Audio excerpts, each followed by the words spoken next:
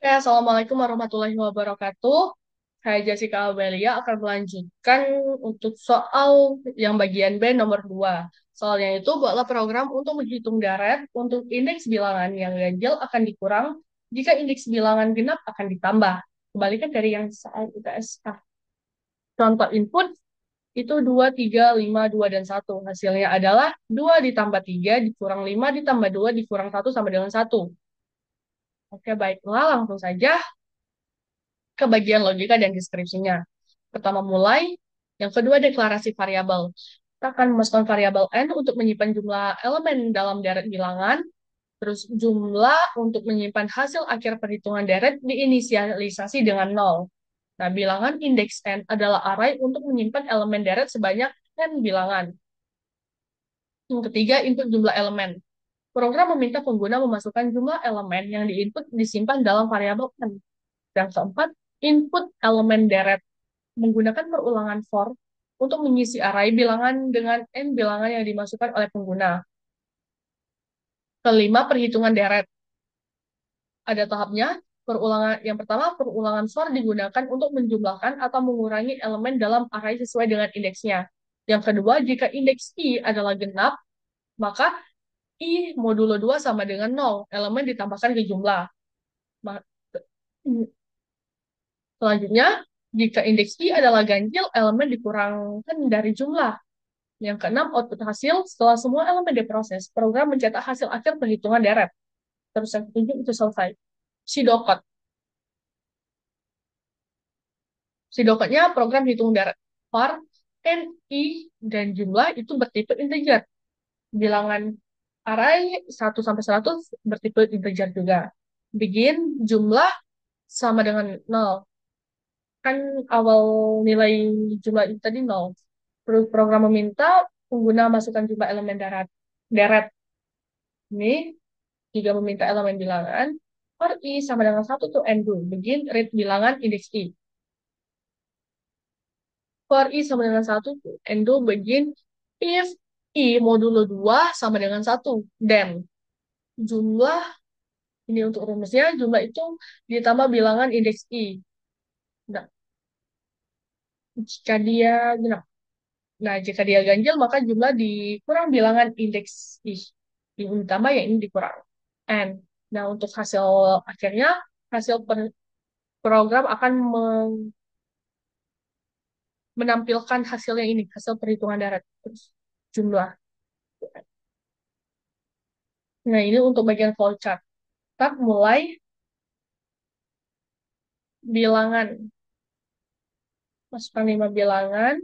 Ini pengguna akan memasukkan 5 bilangan gitu. Ini sama dengan 10 tuh. Bilangan indeks in. Terus ini proses perhitungannya itu bilangan indeks 0. Jumlah bilangan indeks 0 modulo 2 dibagi sama dengan 1. Terus bilangan indeks 0 dikurang bilangan indeks 0. I sama dengan 1 tuh N. Apakah I kurang dari N? Bilangan indeks I sama modulo sama dengan 1. Ini. Nah, jadi hasil akhirnya program akan menampilkan hasil jumlah lalu N. Itu selesai. Kita langsung saja ke programnya. Yang kedua. Input IO stream, header, merupakan header menggunakan library IOStream untuk memasukkan input dan output using namespace std agar tidak memasukkan std di setiap kali kita akan menginput atau outputkan nilai. Terus fungsi utama itu inMine, yang inMine ini untuk deklarasi variabel in n jumlah sama dengan 0 yang bertipe integer. N variabel bertipe integer yang menyimpan jumlah elemen dalam bilangan deret yang akan dimasukkan pengguna. Terus jumlah ini variabel bertipe integer yang digunakan untuk menyimpan hasil akhir perhitungan deret diinisialisasi dengan 0. Oke, nah ini juga ada bilangan indeks n. Ini untuk array dinamis bertipe integer dengan ukuran n digunakan untuk menyimpan elemen-elemen bilangan yang diinputkan pengguna. Nanti yang isi N ini misal kita isi 5 atau 3 itu pengguna. Meminta jumlah deret. Nah, ini masukkan elemen bilang deret dulu. Deret, terus program minta masukkan elemen bilangan. Ini for integer i sama dengan 0, i kurang dari n, i plus plus. Di in bilangan is, indeks is. Nah, ini tuh hmm, perulangan yang berjalan sebanyak n kali, terus yang si n bilangan ini mengisi array bilangan dengan angka yang dimasukkan pengguna. Terus yang ini for integer i sama dengan 0, i kurang dari n, i plus plus. Itu berjalan perulangan untuk perjalanan setiap elemen array. Terus ke if i modulo 2 sama dengan 0.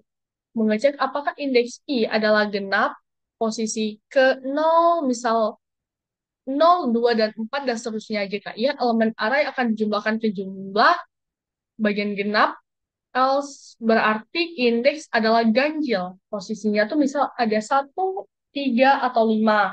Sehingga elemen array dikurangi dari jumlah. Ini nanti program akan menampilkan hasil dari penghitungan deret.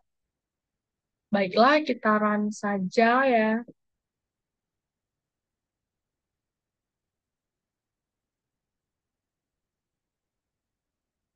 Temukan 3 bilangan 5, 7, dan 8.